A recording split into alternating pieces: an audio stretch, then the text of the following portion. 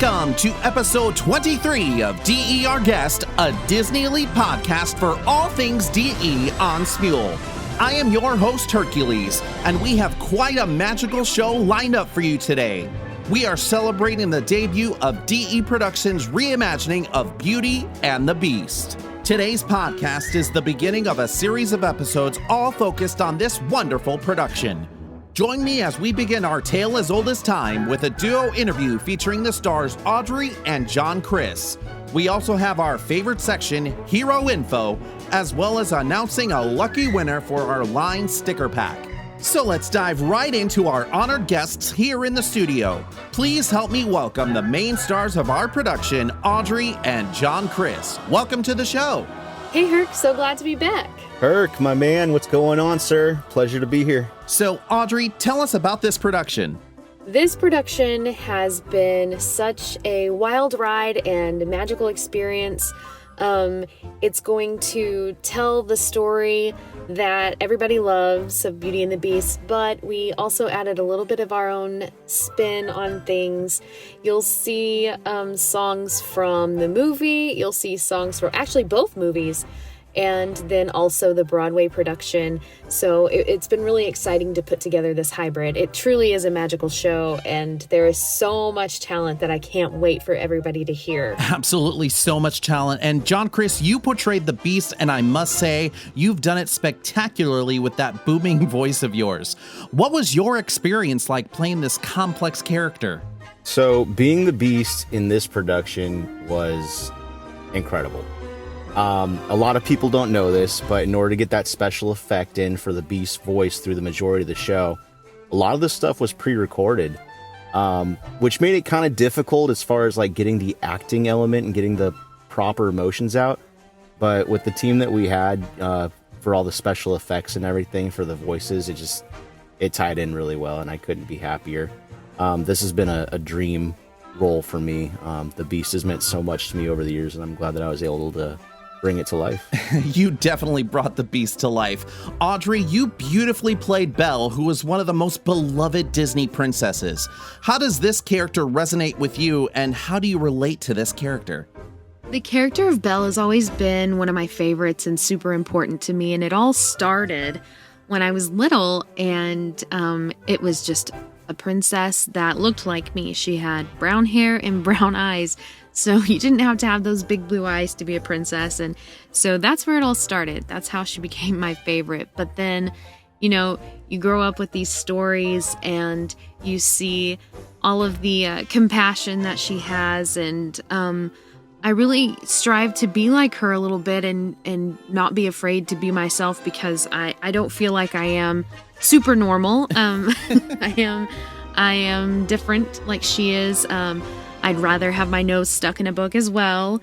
And she's super close with her family, what little family she has, her dad. I'm extremely close with my dad as well, but I'm extremely close with my family, and I do pretty much anything for them. So I guess I would get myself locked in a dungeon for them as well. Absolutely. I want to take a second here to pause and listen to a clip from the production from the song Belle, which you're the center of. Take a listen to this. There goes the baker with his tray like always, the same old bread and rolls to sell. Every morning just the same, since the morning that we came to this poor provincial town. Good morning, Belle. Good morning, monsieur. Where are you off to? The bookshop. I just finished the most wonderful story about a beanstalk and an ogre. That's nice. Marie, the baguettes. Hurry up. Look, there she goes, that girl is strange, no question. Dazed and distracted, can't you tell? Never part of any crowd. Cause her head's up on some cloud. No denying she's a funny girl, that Belle. That was amazing. A song all about Belle. It must have been a difficult number to pull off because of all the overlapping character lines, but it sounds so fun. Well done to the ensemble. I mean, I can't say enough about it. What can you say? Beauty and the Beast music is second to none in my personal opinion. It's the songs we grew up with. It's the songs that we love. It's the songs that no matter what's going on, it's always going to put a smile on your face.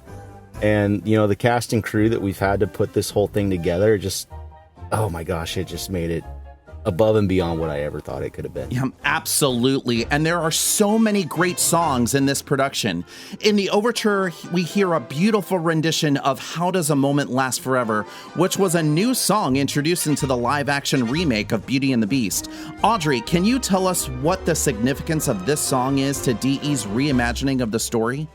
I mentioned earlier that our production of Beauty and the Beast is a hybrid between 3 different versions of this same story. So we've got the animated version, the live action version, and then also the Broadway version. And so we took How Does a Moment Last Forever, and we decided to make that the famous music box that Maurice makes for Belle. That's the song that's inside of it. So it's Belle's mother's song, and it gets recalled a lot because she does struggle in this version with the loss of her mother, and Maurice struggles with that as well. So that's kind of a struggle that they are going through together, and so it's just one of those really sweet and sad moments that we call back to a couple of times. And I think it's one of those reminders to Belle that even though her mother isn't with her anymore, you know, she's always watching over her. And so, yeah, that's kind of how we decided to incorporate this really beautiful song from the live action into our version. Yeah, for sure. And it's such a beautiful, wonderful song. Let's take a listen to a clip of that song right now. Listen to this. How does a moment last forever? How can a story never die? It is love we must hold on to. Never easy, but we try. Sometimes our happiness is captured. Somehow our time and place stand still. Love lives on inside our hearts and always will. Minutes turn to hours, days to years and gone. But when all else has been forgotten, still our song lives on. Just stunning. Now, speaking of music, this question is for you, John. Out of all the songs in the movie or musical, which one speaks to you the most? So I'm going to be a little biased here, but being the Beast, I've got to say, If I Can't Love Her. It's just such a beautiful, powerful, very popular Broadway ballad that just hits you in the feels. Yes, it absolutely does. We are running a little short on time, so I have time for one more question. Audrey, this one will be for you. What lesson can we learn from your character? I'm going to go with the obvious because it's a very Belle thing to say, but don't judge a book by its cover.